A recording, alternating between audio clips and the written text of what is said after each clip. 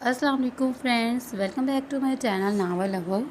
तो फ्रेंड्स, ये जो नावल है सोलमेट, इसका मैंने आपको बताया था कि मुझे सिर्फ 9 पार्ट्स मिले थे और मुझे पार्ट्स नहीं मिले, तो इसका ये लास्ट वाला पार्ट मैं पढ़ रही हूँ। जैसे जैसे मुझे न्यू पार्ट्स मिलते जाएंगे फिर मैं रीड कर दूँगी और फिर हम इस पार्ट के बाद न्यू नावल स्टार्ट कर लेंगे और जब इसके पार्ट मिलते जाएंगे इसको भी साथ में हम कवर करते जाएंगे और मैं इसकी प्लेलिस्ट बना दूँगी तो आपको पता चल जाएगा जब भी क्यों कोई भी न्यू पार्ट आएगा। तो इसकी लास्ट एपिसोड आज पढ़ रही हूँ। रेहान पागलों की तरह हर जगह हाया को तलाश कर रहा था, लेकिन वो इसे कहीं नहीं मिली। इसने हाया की हर दोस्त के घर पता किया जिसे जिसे वो जानता था, जिसका कॉन्टैक्ट नंबर इसकी डायरी में था, इसके पास था, लेकिन हाया कहीं नहीं थी। मेहमानों में बात बनना शुरू हो चुकी कि दुल्हन अचानक गायब हो गई, जबकि सोबिया की तबीयत बिगड़ती गई। इन्हें रुसवाई, इतनी बदनामी इन्होंने अपनी बेटी की तरफ से ना तो कभी सोची थी। वो तो इस शादी से इतनी खुश थी, वो तो हमेशा ही जानती थी इसकी शादी रेहान के साथ होनी थी, तो फिर ऐसा क्या हो गया कि वो ये कदम उठाने पर मजबूर हो गई। ऐसा कदम क्यों उठाया इसने? एक बार भी अपने घर वालों के बारे में नहीं सोचा, एक बार भी इसने दिमाग में ये बात नहीं लाई इसके जाने के बाद इसकी माँ पर क्या बीतेगी। वो इससे भी कहीं ज़्यादा बढ़कर जाने लगी थी। ताई जब वो दुनिया का सामना करेगी तब इस पर क्या बीतेगी। हाया ने एक बार भी अपनों के बारे में नहीं सोचा, इसने रेहान के बारे में नहीं सोचा। सोबिया की तबीयत बिगड़ती गई और हाया का कहीं पता नहीं चला। ताबिश ये सारे लोग ऐसे कहेंगे कि हाया भाग गई, कहाँ गई? वो क्या सच में घर से भाग गई? वो कब से मेहमानों को आपस में बातें करते हुए सुन रही थी तो ताबिश के पास आ गई, जो कमरे में थे। सोबिया को डॉक्टर अभी इंजेक्शन लगा कर गया था, वो इनका ख्याल रख रहा था। मुझे कुछ नहीं पता दन्ना के अचानक वो लड़की कहाँ गई। वो इस तरह का कदम उठाएगी, इस तरह तुम सोच भी नहीं सकता।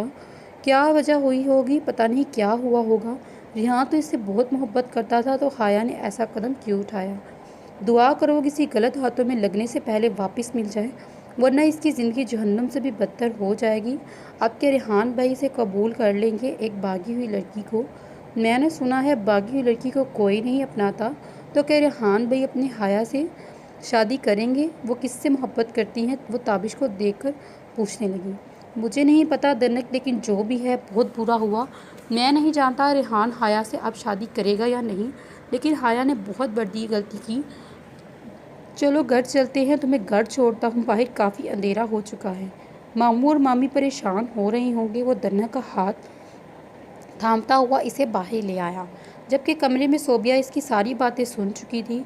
हर किसी की ज़ुबान पर हाया मौजू गुफ्तगू बनी थी, लेकिन सोबिया के दिमाग में बस एक ही बात गूंज रही थी, क्या रेहान भागी हुई लड़की से शादी करेगा? और यही सवाल इन्हें मज़ीद डिप्रेशन में मुब्तला कर गया। किसी ने दरवाज़ा खटखटाया तो अब्रिश दरवाज़ा खोलने लगी, शायद दरक होगा। वैसे तो रात दरक के आने तक का दरवाज़ा खुला ही रहता, लेकिन आज वो अपने दोस्तों की शादी पर गया। इसने कहा था कि वो वापस नहीं आएगा, इसलिए अंधेरा शुरू होने से पहले ही अब्रिश ने दरवाज़ा बंद कर दिया। लेकिन इसने दरवाज़ा खोला तो सामने ताई अम्मी और ताया अबू खड़े और परेशान थे।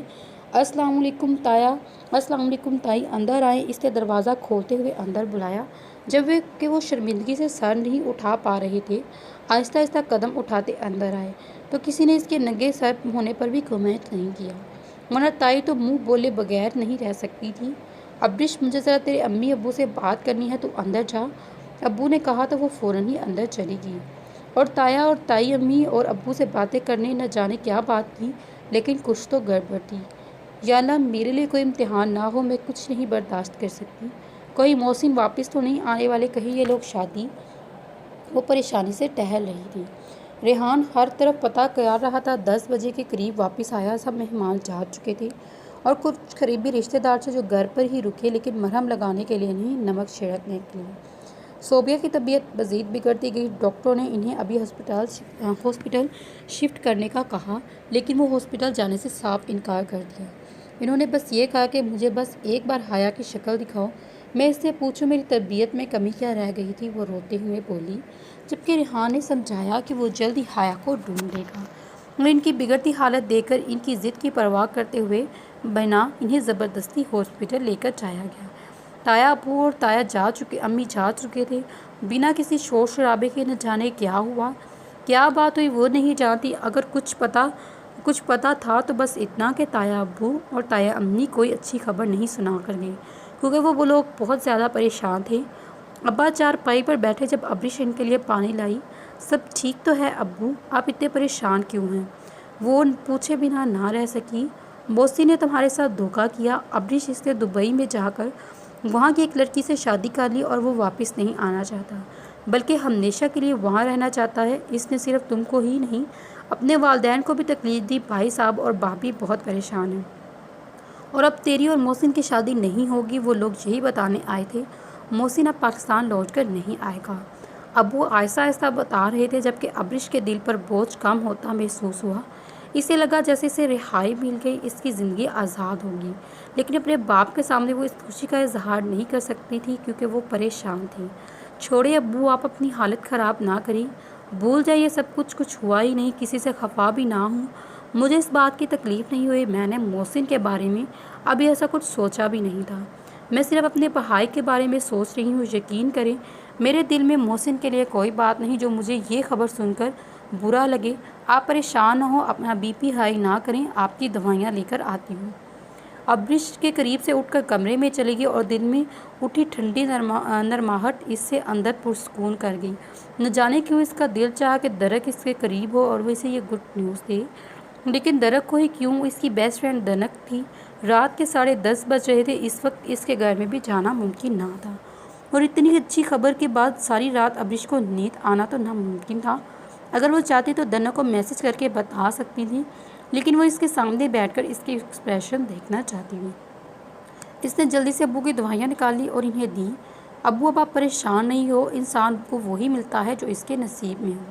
محسن میرا نصیب نہیں، وہ تو شکر ہے صرف منگنی ہوئی تو محسن دبئی چلا گیا۔ اگر شادی کے بعد یا نکاح کے بعد جاتا تو سوچے کیا ہوتا۔ یہ تو اللہ کی کرم نوازی تھی جو انہوں نے ہمیں پہلے ہی بچا لیا، جبکہ آج وہ پہلی رات جو منگنی کے بعد وہ سکون سے بنا کسی ڈر کے سو رہی تھی۔ دنک نے گھر آتے ہی سب کچھ حیا کے بارے میں بتایا۔ وہ بھاگ گئی۔ مامی تو توبہ توبہ کر رہی تھی، کیسی لڑکی ہے جس نے اپنے ماں باپ کی عزت کا بھی خیال نہ رکھا، جبکہ نکاح میں انہیں ریحان بہت اچھا لگا۔ اچھی تو حیا بھی لگی، لیکن وہ خاموش تھی۔ ماموں نے بس اتنا ہی کہا کہ اللہ ایسی اولاد کو ہدایت دے۔ مامی اب کیا ریحان بھائی حیا سے نکاح نہیں کریں گے؟ وہ وہاں پر لوگ کہہ رہے تھے کہ باقیوں کی لڑکی سے کون شادی کرے گا، تو کیا اب ریحان بھائی بھی اس سے شادی نہیں کریں گے؟ وہ باہر مامی کے ساتھ لیٹتے ہوئے بولی، پتہ نہیں بیٹا، لیکن سب کو رسوا کر کے گھر سے بھاگنے والی کو یہ دنیا اتنی سزائیں دیتی ہے، وہ کسی کو منہ دکھانے کے لائق نہیں رہتی۔ رات کے 2 بج رہے تھے۔ وہ ایک بار پھر سے حیا کو ہر طرف ڈھونڈ کر ہاسپٹل آیا، جہاں اس کا انتظار کرتے ہوئے اس کی ماں اکیلے صوفیہ کو سنبھال رہی تھی۔ کہیں کچھ پتہ چلا؟ ماما نے اسے پوچھا۔ نہیں ماما، کچھ پتہ نہیں چلا، میں ڈھونڈ رہا ہوں، انشاءاللہ مل جائے گی۔ اس نے ایک نظر درک اور تابش کو دیکھا جو اس کے ساتھ حیا کو ڈھونڈنے میں اس کی مکمل مدد کر رہے تھے، لیکن نہ جانے حیا کس کونے میں جا چھپی، کہیں کوئی پتہ نہیں چلا۔ ابھی وہ یہی سوچ رہا تھا جب اس کا فون بجا۔ السلام علیکم، میں انسپکٹر خان بات کر رہا ہوں، کیا ہم ریحان سے بات کر سکتے ہیں؟ انسپکٹر نے کہا۔ جی میں ریحان بات کر رہا ہوں، ریحان نے کچھ سوچتے ہوئے کہا۔ انسپکٹر کا فون اسے کیسے آ سکتا تھا؟ ابھی تک اس نے حیا کے گمشدگی کی رپورٹ نہیں لکھوائی۔ ہمارے پاس یہاں ایک لڑکی ملی ہے جس کا نام حیا ہے۔ فی الحال وہ لڑکی اپنے ہوش حواس میں نہیں، وہ اپنے بارے میں کچھ نہیں بتا سکتی، لیکن اس کے موبائل پر جو نمبر آخری تھا وہ آپ کا تھا۔ کیا آپ سٹی ہاسپٹل آ سکتے ہیں؟ ہمیں آپ سے کچھ ضروری بات کرنی ہے، انسپکٹر سیریس انداز میں بولا، جبکہ ریحان پریشان ہو چکا تھا۔ کہیں حیا کو تو کچھ ہوا نہیں؟ حیا کے ساتھ کچھ غلط تو نہیں ہوا؟ اگر ایسا ہوا تو وہ صوفیہ کو کیا جواب دے گا؟ وہ بنا کچھ بولے ہاسپٹل سے نکل گیا، جبکہ صوفیہ نے اپنے کمرے میں بلایا۔ ڈاکٹر کی پرمیشن نہیں تھی، لیکن صوفیہ کی ضد پر ڈاکٹر نے اجازت دی۔ ریحان میں نہیں جانتی میری حیا اتنی بڑی غلطی کیسے کر گئی، وہ نادان ہے، پتہ نہیں اس کے دماغ میں گھر سے بھاگنے کا فطور کہاں سے آیا، ضرور کسی نے اسے بہکایا، ضرور کسی نے اس کے دل میں اس کی معصومیت کا فائدہ اٹھایا۔ میری حیا سے غلطی ہوئی تو تم میری حیا کو اس غلطی کی سزا مت دینا۔ میں جانتی ہوں تم بہت بڑی چیز مانگ رہی ہوں، لیکن حیا سے اپنا نام الگ مت کرنا، اس سے نکاح کا انکار مت کرنا، ورنہ تیری چھوٹی ماں مر جائے گی۔ میں تو ہمیشہ سے اسے سمجھایا، ہر حال اس کا مقدر ریحان ہے، نہ جانے کیسے وہ۔ ریحان وعدہ کرو مجھ سے کہ تم حیا کا ساتھ نہیں چھوڑو گے، تم ہر قدم پر اسے ساتھ دو گے۔ وعدہ کرو مجھ سے تم اس کی نادانی کی سزا نہیں دو گے، وعدہ کرو۔ وہ پھوٹ پھوٹ کر رونے لگی۔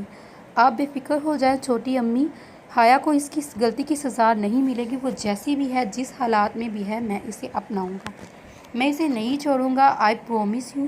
ان کے ماتھے پر رب لگتے ہوئے اٹھ کر باہر نکلا اور یہاں سے سیدھا سٹی ہاسپٹل۔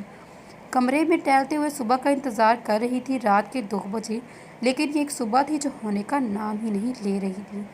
آج تو درخت میں یہاں نہیں تھا، اب تک تو رانی ابھی سوچ گی ہوگی اور اسے فون کرے، کسی اپنی خوشی کا اظہار دے۔ تھوڑی دیر آ کر بیٹھی، چل چل کر پاؤں میں درد ہونے لگا، لیکن خوشی کا کوئی ٹھکانہ ہی نہ تھا۔ وہ جانتے تھے کہ اس کے ماں باپ اس کا رشتہ ٹوٹنے کی وجہ سے پریشان ہیں، لیکن وہ اپنی خوشی کا کیا کرتی جسے اس انسان سے جان چھوٹی ہو۔ ریحان ہاسپٹل میں پہنچا تو حیا کے سر پر پٹی بندھی۔ وہ بالکل اپنے ہوش حواس میں نہیں بلکہ خاموش بیٹھی تھی۔ اس کی خاموشی ریحان انسان کے اندر کچھ چیر گئی۔ وہ بنا اسے مخاطب کیے انسپکٹر سے ملا۔ سر، یہ محترمہ ایک لڑکی کے ساتھ پائی گئی، شاید ان کا پلان گھر سے بھاگنا تھا، لیکن افسوس سے ہائی وے پر جب یہ دونوں جا رہے تھے تب ہائی وے پر ان کا ایکسیڈنٹ ہوا۔ لڑکی تو بچ گئی لیکن لڑکا موقع پر ہی جان دے گیا۔ لڑکے کا نام وسیع تھا، ہمیں تو پتہ کروایا ان کے کالج کا اسٹوڈنٹ ہے اور ان کی کلاس میں پڑھتا ہے۔ لڑکے کے دوست یہاں پر عظمیٰ اور انصر، اس لڑکی اور اس صاحب وسیع جن کا انتقال ہو گیا، ان کا یہ دونوں آج نکاح کروانے والے تھے۔ شاید یہ دونوں پا کر شادی کرنے والے تھے۔ لڑکے کے موبائل سے تو ہمیں اس کی فیملی کے بارے میں نہیں پتہ چلا، بس انہیں دونوں دوستوں کے بارے میں پتہ چلا، جبکہ لڑکی کے موبائل سے ہمیں آپ کا نمبر ملا۔ لڑکے کی موت ہو چکی ہے، اس لیے ہم نے تفتیش کی۔ نہیں، اس کی ضرورت نہیں، وہ اس کا دوست تھا اور حیا کہیں بھاگ نہیں رہی تھی، گھر سے بتا کر گئی تھی کہ وہ کہاں جا رہی ہے، وہ کس کے نکاح میں جا رہی ہے۔ اور ایکسیڈنٹ تو ہوتے ہوتے رہ گئے انسپکٹر، کوئی زندہ رہتا ہے، کوئی مر جاتا ہے، مرنا تو سب کو ہی ہے۔ خیر، جیسے مرنا تھا وہ مر گیا، اب اس لڑکی کا نام ہر طرف سے کاٹ دیں، حیا کا نام کہیں نہیں آنا چاہیے۔ اس نے اپنی جیب سے چیک بک نکالتے ہوئے سائن کیے۔ آپ بے فکر ہو جائیں ریحان صاحب، اس کیس میں اس بچی کا نام کہیں بھی نہیں آئے گا۔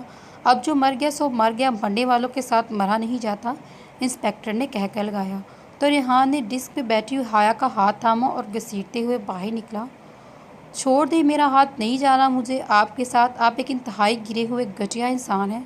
کس طرح سے آپ نے اس انسپکٹر کا منہ بند کروایا؟ صرف چند نوٹوں سے بہت امیر ہیں آپ، کسی کی زندگی خرید سکتے ہیں۔ مر گیا وہ لڑکا، پر آپ نے کتنی آسانی سے کہہ دیا مرنے والوں کے ساتھ مرا نہیں جاتا۔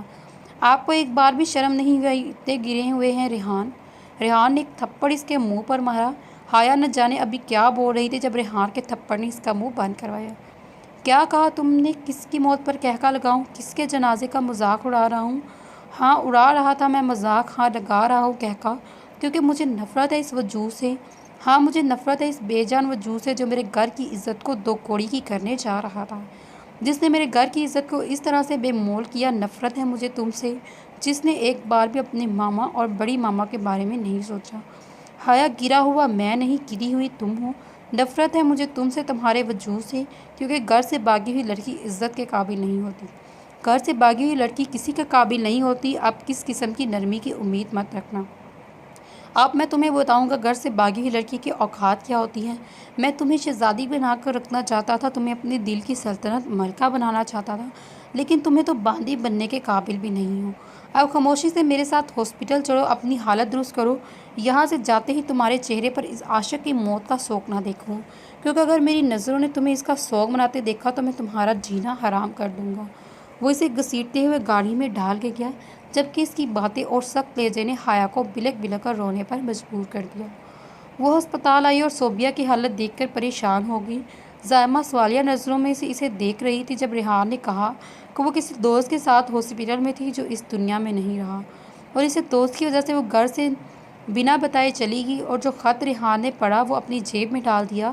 اس خط میں کیا لکھا کوئی نہیں جانتا تھا، لیکن صوبیہ کو یقین تھا کہ وہ گھر سے بھاگ کر گئی، تب ہی صوبیہ کی ایسی حالت تھی۔ اپنی ماں کی حالت دیکھ کر حیا بے حد روئی، جبکہ ریحان ہسپتال کے انتظامات ہینڈل کر رہا تھا جہاں صوبیہ ضد میں آ کر کسی بھی ڈاکٹر سے علاج نہیں کروا رہی تھی۔ حیا کے سر پہ پٹی دیکھ کر زائمہ نے پوچھا تو ریحان نے کہا رستے میں اس کا ایکسیڈنٹ ہو گیا، جس کی وجہ سے اسے کافی چوٹیں لگی۔ ماں کا دل تھا اپنی بیٹی کی حالت دیکھ کر تڑپ اٹھی، جبکہ زائمہ کو آپ سے محبت کرتے دیکھ حیا شرمندگی کی آخری گہرائی تک پہنچ چکی تھی۔ یا خدایا میں کیا کرنے جا رہی تھی، زائمہ کے سینے سے لگ کر وہ سوچ کر رہ گئی۔ آنسو تھے جو رکنے کا نام نہیں لے رہی تھی۔ اپنی اماں کی اس حالت کی ذمہ دار وہ خود تھی۔ حیا کا رو رو کر برا حال تھا جبکہ وہ اپنی ماں کو دیکھ رہی تھی۔ آنسو اپنے آپ اس کی آنکھوں سے جھلک رہے تھے۔ کتنا برا کیا اس نے اپنے گھر والوں کے ساتھ۔ وہ کون سا وسیع سے محبت کرتی تھی، اس کی وجہ سے وسیع بھی اس دنیا میں نہیں رہا۔ وہ تو بس اس کے ساتھ ایک آسان زندگی گزارنا چاہتی، ایک آزاد زندگی جس میں کسی قسم کی پابندی نہ ہو۔ لیکن ہوا کیا، اس وجہ سے بس وہ اپنی جان سے ہاتھ دھو بیٹھا۔ اگر وہ نہیں مانتی تو شاید وسیع زندہ ہوتا۔ ایک طرف وسیع کی موت کا دکھ اور دوسری طرف اس ماں کی نازک حالت۔ صوبیہ کا تو بلڈ پریشر ہی شوٹ کر چکا تھا، لیکن اپنے علاج کرانے کی جگہ وہ وہیں ضد لے کر بیٹھی۔ جب تک حیا ریحان سے نکاح نہیں کرتی وہ کسی ڈاکٹر کو اپنے آپ کو چھونے بھی نہیں دے گی۔ ڈاکٹر نے مجبور ہو کر کہا اگر مزید ان کی حالت بگڑی تو ان کی جان بچانا مشکل ہے، ان کی جان کو رسک میں نہ ڈالیں اور ان کی خواہشات کو پوری کریں۔ خدا کے لیے ماما کیا ہو گیا ہے آپ کو؟ آپ کی چھوٹی ماما کی حالت دیکھیں، ایسی حالت میں آپ کو شادی کی پڑی ہے۔ ہو جائے گی شادی، میں کوئی انکار تو نہیں کر رہا، لیکن حالات دیکھیں، اگر یہاں چھوٹی ماما کو اللہ نہ کرے کچھ ہو جائے تو۔ وہی سخت ڈپریشن میں تھا کہ وہ اس سے آگے رہا سے کچھ بھی نہ بولا گیا تو تابش اور درک ہر طرف سے اس کا ساتھ نبھانے کی کوشش کر رہے تھے۔ حیا ان کی اکلوتی بیٹی تھی۔ بیٹا، اسے پرسکون اور محفوظ دیکھ کر وہ ضد چھوڑیں گی؟ میری بات کو سمجھنے کی کوشش کرو، زائمہ نے سمجھایا تو وہ خاموش ہو گیا۔